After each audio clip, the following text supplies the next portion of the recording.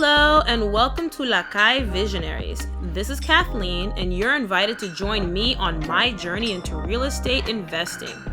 This is a completely new experience for me, so hold on tight because this is going to be a bumpy ride starting with day one. So what's my real estate story? I come from a family of freelance construction workers, contractors, and real estate investors.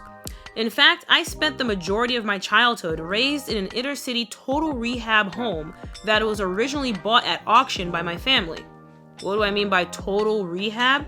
Think no windows, no doors, completely dilapidated, and requiring gut renovation. Not for the faint of heart. I watched my family rebuild this house themselves from the ground up while working other projects and career goals for 10 years, then flip it for something better. Fast forward 20 years, and I've watched my childhood neighborhood gradually change from run down to up and coming and thought, darn, if only I had bought one of those houses back when they were so much cheaper, it would have been a great investment. I thought the opportunity to invest in real estate was long gone.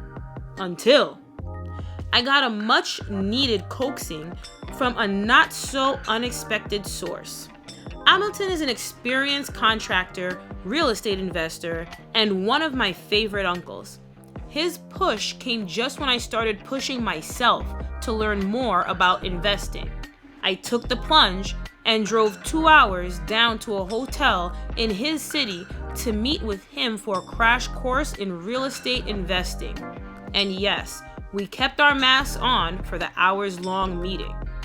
We may be family, but the viral pandemic doesn't care.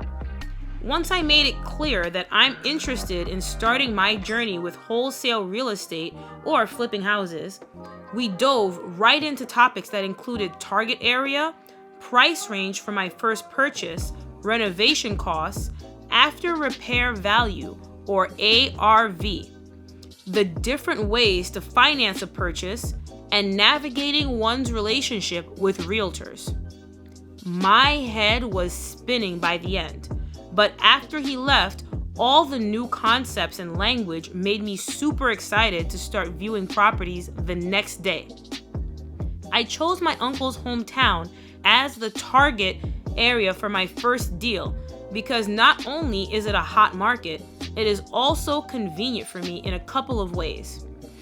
So a seller's market is considered a hot market because there's a higher demand for homes, creating a climate that is favorable for the seller. The seller can get multiple offers on a home as buyers try to outbid each other, resulting in sales above the list price. It sounds counterintuitive at first, since I'm hoping to buy right now, but if my goal is to flip my purchase for a profit, I want to quickly be able to make a sale once the repairs are completed. As for the convenience part, his city is an easy 2-hour drive away from where I live, and he has agreed to take on the contracting job as well as view properties with me to determine the repair estimates and whether or not they are profitable.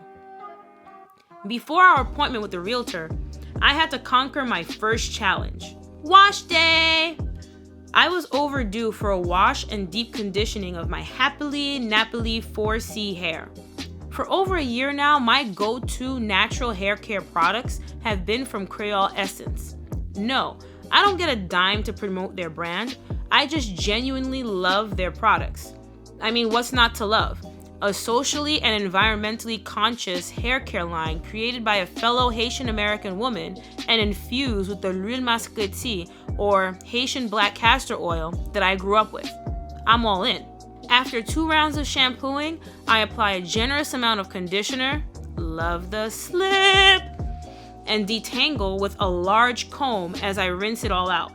So soft.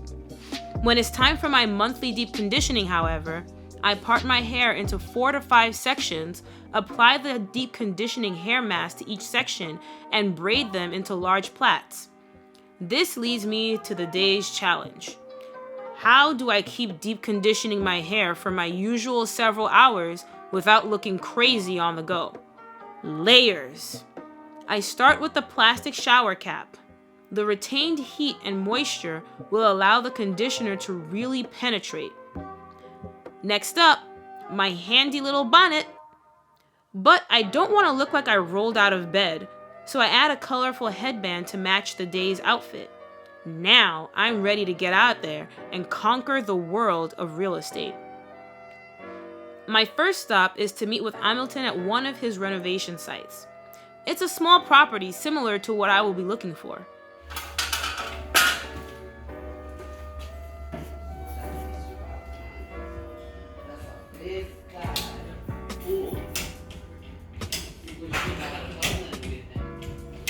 Ask my niece. As he finishes up, our realtor arrives. She was already prepped by Hamilton about what I would be looking for and came prepared with a printout of properties from the local MLS or multiple listing service. Access to the MLS is one of the main reasons to use a realtor. It has detailed insider information about properties that is not available on public online listings. Access to an MLS requires specific licenses, dues, etc. My ideal property would be either a total rehab or a fixer-upper under $60,000. How big of a repair job I would be willing to take on would depend on the ARV or after repair value. That's the most important thing to figure out to see if a property is profitable or not. I really would need to know what I could sell the property for after I spend the money on the purchase and repairs. Once I see a potential property and Hamilton gives me an estimate for the repair costs, it's really up to me to start researching. So how do I figure out the ARV? By using comparable sales, or comps for short. A good comp is a renovated property that has recently been sold in the same area as my potential investment, that has the exact same or very similar features. It should have similar square footage, number of bedrooms and bathrooms, garage, and land, to name a few. You should use at least 3 or 4 comps to get an idea of what the ARV of the property you are looking to buy would be. So after the initial discussion, we headed out to check out potential target areas. This is crazy! I knew that even within a neighborhood in this city, there can be major differences just going from block to block, but this was drastic. This block has gradually been completely transformed after renovations of all of the houses. And right across the street is what it likely used to look like before home renovations. Showing the transition and the next block over, a stark contrast.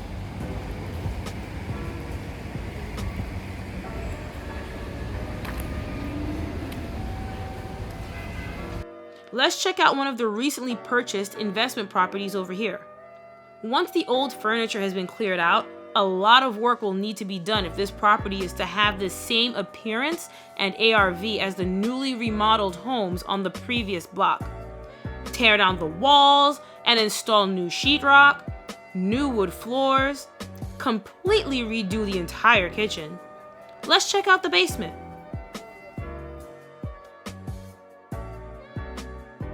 Whoa! Tiptoe around some of this while avoiding injury. Phew! Now that we've gotten an idea of what lies in store, it's time for a much-needed lunch break. Thanks for joining me as I embark on this new and exciting journey. Cheers!